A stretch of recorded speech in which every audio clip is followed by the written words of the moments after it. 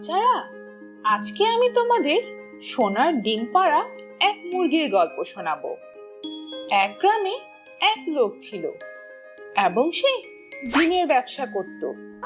তার কাছে এক অনেক বড় মুরগির ফার্ম ছিল।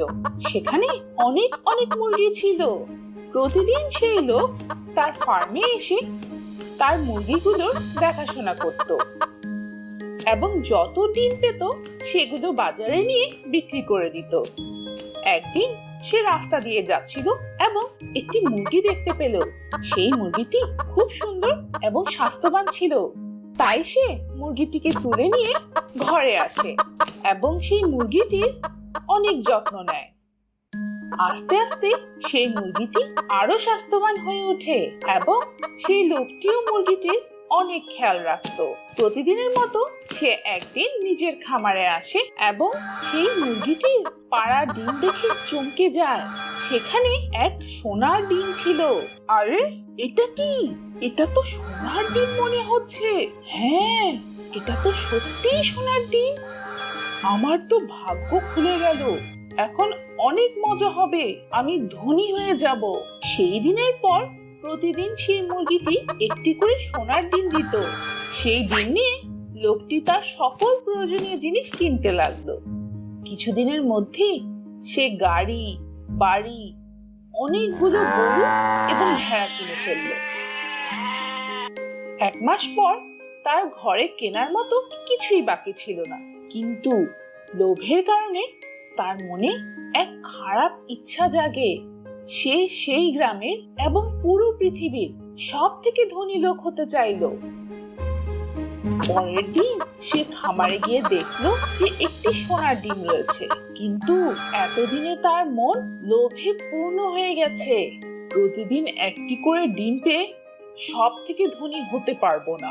আজকে এই মুরগিটিকে কেটে সবগুলো ডিম একসাথে বের করে নেব এবং এই পৃথিবীর সব থেকে ধনী হব। আর এই লোভের কারণে লোকটি সেই মুরগির পেট কেটে ফেলে।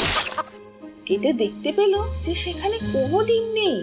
হে প্রভু, এটা কি হলো? এই মুরগির পেটে যে একটাও ডিম নেই। এখন আমি কি করব? আমার লোভের কারণে অনেক বড় ক্ষতি হয়ে গেল। তো বাচ্চারা, এই গল্প থেকে আমরা এটাই শিখতে পারি যে লোভের কারণে সব সময় আমাদের শুধু ক্ষতিই হয়। এক ঘন জঙ্গলে এক গাছে কালু কাক নিজের বাসা বানিয়ে থাকতো। সেই গাছের নিচেই একটি সাপের গর্ত ছিল। একদিন কালু যখন খাবার খুঁজে পায় তখন সাপটি লুকিয়ে তার ডিম খেয়ে ফেলে। যখন কাক তার বাসায় ফিরে আসলো তখন নিজের ডিমগুলো দেখতে না পেয়ে খুব দুঃখ করলো।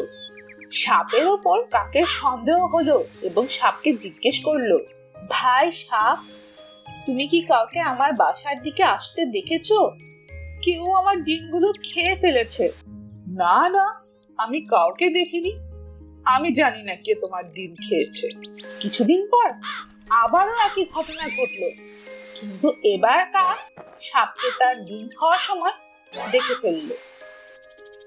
আচ্ছা, এখন বুঝলাম তুমি আমার ডিমগুলো খেয়ে ফেলো। তোমার ওপর আমার আগে থেকেই সন্দেহ ছিল। তোমার এত সাহস কিভাবে হলো? আমার ডিম খেয়ে ফেলেছো? আমার খিদে পেয়েছিল, তাই আমি তোমার ডিম খেয়ে ফেলেছি। তুমি আমার কিছুই করতে পারবে না। এই বলে সাপ তার গর্তে চলে গেল। কালু খুব দুঃখ পেল এবং সাপের উপর বদলা নেওয়ার কথা ভাবতে লাগলো।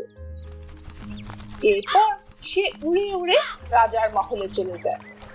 তখনই মহারানীর উপর তার নজর পড়ে। মহারানী পুকুরে গোসল করছিল।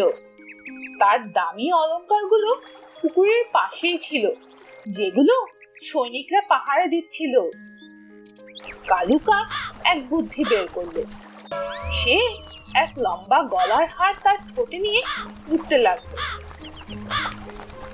সবগুলো সৈনিক কাকের পেছন পেছন দৌড়াতে লাগলো। কালু বুদ্ধিমানের মতো সেই গলার হার সাপের গর্তে ফেলে দিল। যখন সৈনিকরা গর্ত খুঁড়তে লাগলো তখন সাপ বের হয়ে আসলো, যার গলায় মহারানীর হার ছিল। সৈনিকরা পিটিয়ে পিটিয়ে সাপটিকে মেরে ফেললো এবং সেই হাড় নিয়ে চলে গেল। এভাবে কালু কাক সাপের ওপর তার বদলা নিয়ে নিল।